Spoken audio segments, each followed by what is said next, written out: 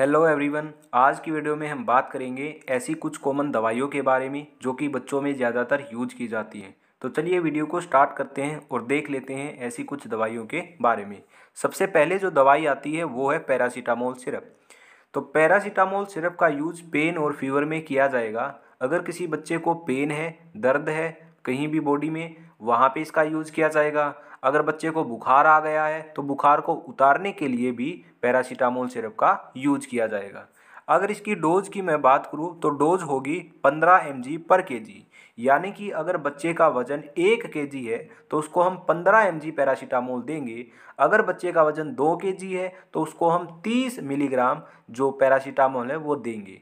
ठीक है, तो बच्चे का हमको सबसे पहले वजन देखना है, उसी के अकॉर्डिंग हमको पैरासीटामोल जो सिरप है वो देना है। अब क्या होता है, कई लोगों को यहाँ पे डोज कैलकुलेट करने में दिक्कत आती है, बहुत ज़्यादा दिक्कत आती है। इसलिए मैं एक एग्जाम्पल के ज़रिए आपको समझाता हूँ कि ये जो डोज है ये कैसे कैलकुलेट करनी है। बड़े ध्यान से आपको देखना है, ठीक है, बिल्कुल ध्यान से देखना है।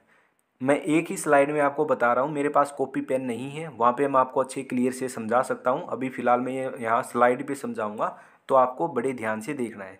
देखिए, अगर किसी बच्चे का वज़न 10 kg है जिसको बुखार आया है, ठीक है, उसको हमें अब पैरासीटामोल की डोज कैलकुलेट करके उसको देनी है। कैसे देंगे? देखिए, बच्चे का वज़न है 10 kg और हमको पता है कि पर kg 15 mg हम दे सकते हैं। तो 10 kg अगर वज़न है तो उसको कितना देंगे? तो उसको देंगे 15 इंटू में 10, यानी कि उस बच्चे को 150 mg पैरासीटामोल की ज़रूरत है उसके वेट के अकॉर्डिंग। अब उसको 150 mg पैरासीटामोल देंगे। अब ये जो 150 mg है ये याद रखना आप, यहाँ पे मैं लिख देता हूँ 150 mg है, ठीक है, ये याद रखना 150 mg पैरासीटामोल उस बच्चे को देंगे। अब ध्यान से देखिए, कैलपोल 250 पी 250, जो ये 250 लिखा हुआ है इसका मतलब क्या है? इसका मतलब ये है कि इस बोतल में हर 5 ml सिरप में 250 mg पैरासीटामोल है। ये जो बात है जो अभी मैंने बोली, each 5 ml contains 250 mg paracetamol, ये बात बोतल पर भी लिखी हुई होती है। आप नोटिस करना अगर आपने कभी भी नोटिस नहीं की है तो। ठीक है, इसका मतलब ये हुआ, अगर हम 5 ml सिरप किसी को देंगे तो उसके शरीर के अंदर 250 mg पैरासीटामोल गई है, लेकिन हमको 150 mg की रिक्वायरमेंट है। जो बच्चा था जिसका वेट 10 kg था, जिसको बुखार आया था, उसको हमें 150 mg पैरासीटामोल देनी है। लेकिन प्रॉब्लम हो गई यहाँ पे, क्या प्रॉब्लम हो गई? 5 ml में 250 mg पैरासीटामोल है, लेकिन देनी हमको कितनी है? 150। अब इसको कैसे कैलकुलेट करेंगे? ध्यान से समझिएगा। 1 ml के अंदर अगर 5 ml में 250 है तो 1 ml में कितना होगा? 250 अपॉन में 5। तो इसको अगर कैलकुलेट करेंगे तो कितना आएगा? 50 mg। बिल्कुल ध्यान से देखना है, बिल्कुल ध्यान से। 1 ml के अंदर 50 mg पैरासीटामोल है, हमको चाहिए कितना? 150 mg। तो हम 3 ml देंगे उस बच्चे को जिसका वजन 10 kg था, तो 3 ml। 1 ml अगर 50 mg है तो 3 ml के अंदर कितना होगा? 150 mg। ठीक है, तो 150 mg की हमको क्या थी? रिक्वायरमेंट थी। तो ये पूरा का पूरा कैलकुलेशन है जो अभी मैंने आपको करके दिखाई। तो जिस बच्चे का वजन 10 किलो है तो उसको हम 3 ml क्या देंगे? पैरासीटामोल सिरप देंगे। तो 3 ml के अंदर कितना है? 150 mg पैरासीटामोल जाएगा उस बच्चे के अंदर।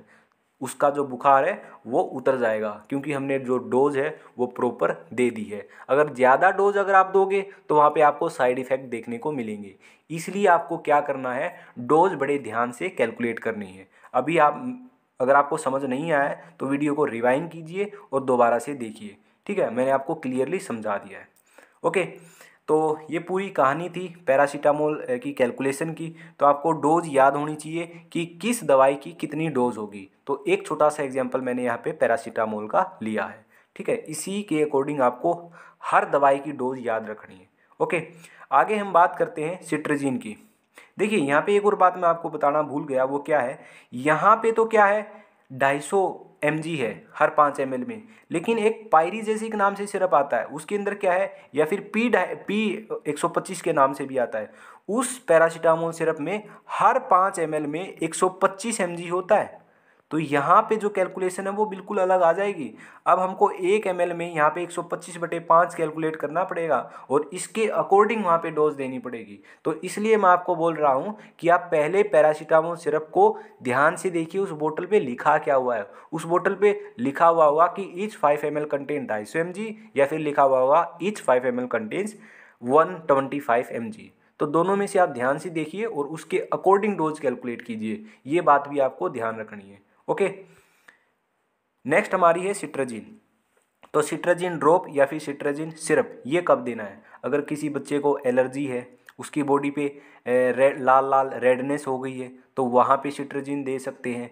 अगर उसकी जो नाक है वो बह रही है ना, तो वहाँ पे दे सकते हैं। या फिर वाटरी आइज़ है, आँख लाल हो गई हैं या फिर आँखों से पानी आ रहा है, तो वहाँ पे सिट्राजिन ड्रॉप का या सिरप का यूज किया जाता है। अगर इसकी डोज की मैं बात करूँ तो डोज होगी 0.25 mg पर kg।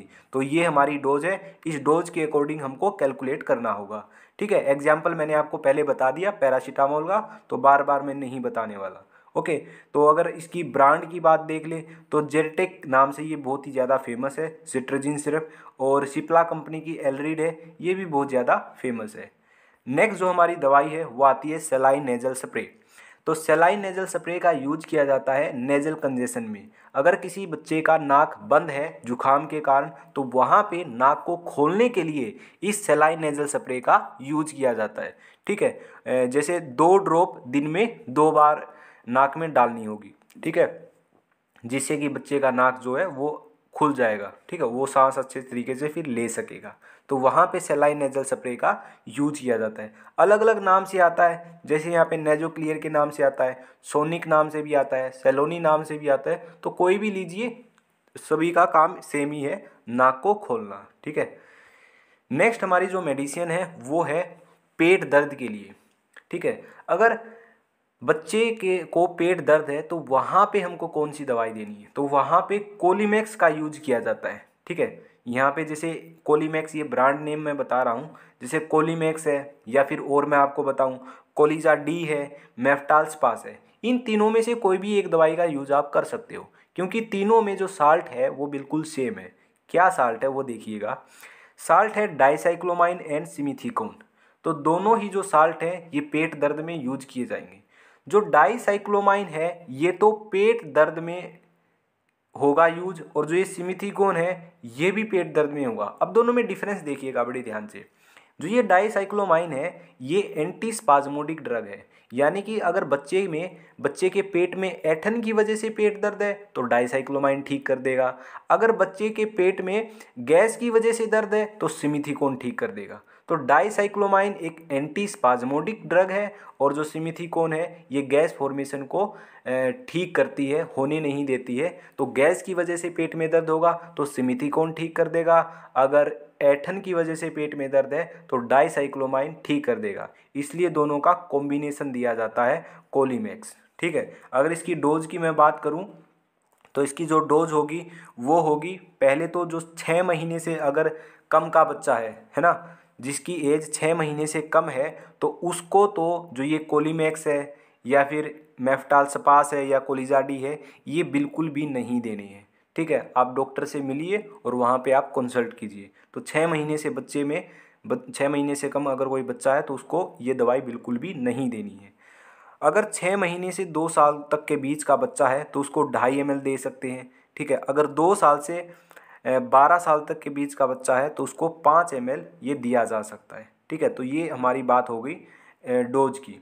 अब देखिए, जो ये साल्ट होता है ना डाइसाइक्लोमाइन और सिमिथीकोन, इन दोनों साल्ट में से जो ये डाइसाइक्लोमाइन है इसकी वजह से कुछ साइड इफ़ेक्ट होने लगते हैं, जैसे कि ड्राउजीनेस होने लगती है, ड्राई माउथ होने लगता है, नर्वसनेस होने लगती है, ब्रेथलेसनेस होने लगती है। तो डाइसाइक्लोमाइन की वजह से बच्चे में क्या देखे गए हैं, बहुत ज़्यादा साइड इफ़ेक्ट देखे गए हैं। मोस्टली जो साइड इफ़ेक्ट है ना, जो 6 महीने से कम का बच्चा है ना उसमें देखे गए हैं। ठीक है, 6 महीने से ऊपर का जो बच्चा है उसमें तो कम साइड इफ़ेक्ट देखे गए हैं, लेकिन जो 6 महीने से कम का है उसके अंदर बहुत ज़्यादा ही साइड इफ़ेक्ट देखने को मिले हैं डाइसाइक्लोमाइन की वजह से। इसलिए कोलीमैक्स या फिर मियमेफ्टाल्सपास कोलिजाडी, इन तीनों में से कोई भी जो दवाई है वो 6 महीने से कम के बच्चे में नहीं दी जाएगी। तो वहाँ पे हमको कोलिजा ड्रॉप का यूज करना पड़ेगा, जहाँ पे केवल सिमिथीकोन है, जहाँ पे डाइसाइक्लोमाइन नहीं है, क्योंकि डाइसाइक्लोमाइन का जो साइड इफ़ेक्ट है वो बहुत ही ज़्यादा होता है। इसीलिए 6 महीने से कम के बच्चे में जो ये ड्रॉप्स हैं कोलिजाडी, मेफ्टाल्सपास, कोलीमैक्स, ये अवॉइड की जाती है। यानी कि अगर कहने का मतलब ये है डाइसाइक्लोमाइन जो साल्ट जिसमें होगा वो अवॉइड की जाएगी। तो यहाँ पे केवल जो सिमिथीकोन ओनली यही साल्ट है, वहाँ पे पेट दर्द में कोलिजा ड्रॉप है वो यूज की जाती है। ठीक है। नेक्स्ट जो हमारी दवाई है वो है स्पोरलैक पाउडर। अगर किसी बच्चे में दस्त लग गए हैं, दूध नहीं पच रहा है, उसकी वजह से दस्त लग गए हैं, तो वहाँ पे स्पोरलैक पाउडर का यूज किया जाता है। इसकी कंपोजिशन है लैक्टिक एसिड बेसिलस। अगर इसकी डोज की बात करूँ तो अगर 0 से 6 महीने तक का बच्चा है तो वहाँ पे इसको आधा पैकेट देना है, पानी में मिलाकर दे सकते हो। ठीक है।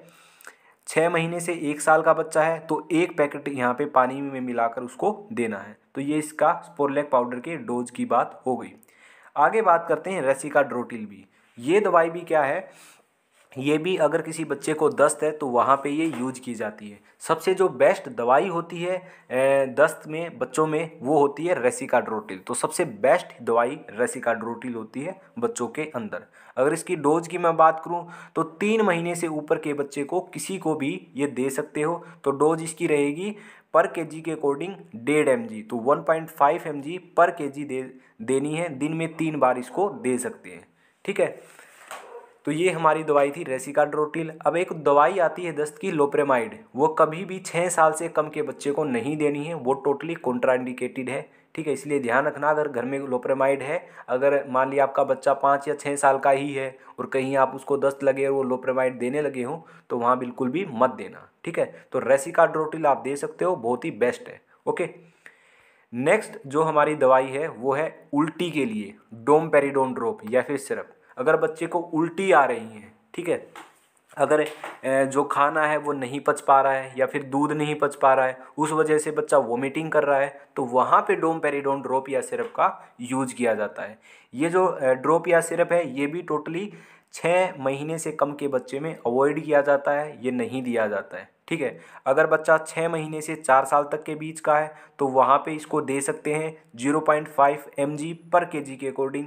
ठीक है। अगर 4 साल से 11 साल तक के बीच का बच्चा है तो उसको 4 mg दे सकते हैं, दिन में मैक्सिमम 3 बार दे सकते हैं। तो ये इसकी डोमपेरिडोन की डोज है। डोमसेटल बेबी के नाम से बहुत ही ज़्यादा ये फेमस है। ओके।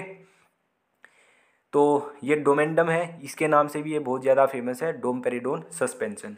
तो ये थी हमारी कुछ दवाइयाँ जो कि बच्चों में ज़्यादातर यूज होती हैं। आई होप आपको इनके बारे में कुछ इन्फॉर्मेशन मिल गई होगी, आपको कुछ समझ आया होगा और डोज कैलकुलेशन भी आपको समझ आई होगी। ठीक है। मैंने एक छोटा सा एग्जांपल लिया था पैरासीटामोल का, तो आपको पता होना चाहिए कि सिट्रजिन की कितनी डोज है पर केजी, डोमपेरिडोन की पर केजी कितनी डोज है, या फिर पैरासीटामोल की पर केजी कितनी डोज है, तभी आप डोज कैलकुलेट कर सकते हो। तो ये आपको याद रखनी है। ओके। और जो जो चीज़ें मैंने आपको बताई है कि रेसिकाड्रोटिल सबसे बेस्ट है, वो आप 3 महीने से ऊपर के बच्चे को दे सकते हो, और जो लोप्रेमाइड है वो 6 साल से कम के बच्चे में टोटली कॉन्ट्राइंडिकेटेड है। ठीक है। ये छोटी छोटी बातें आपको ध्यान रखनी है। आई होप आपको ये बिल्कुल सारा का सारा क्लियर हो गया होगा। तो कमेंट में आप ज़रूर बताइए कि वीडियो आपको कैसी लगी। तो आज की वीडियो में बस इतना ही, तो मिलते हैं नेक्स्ट वीडियो के अंदर।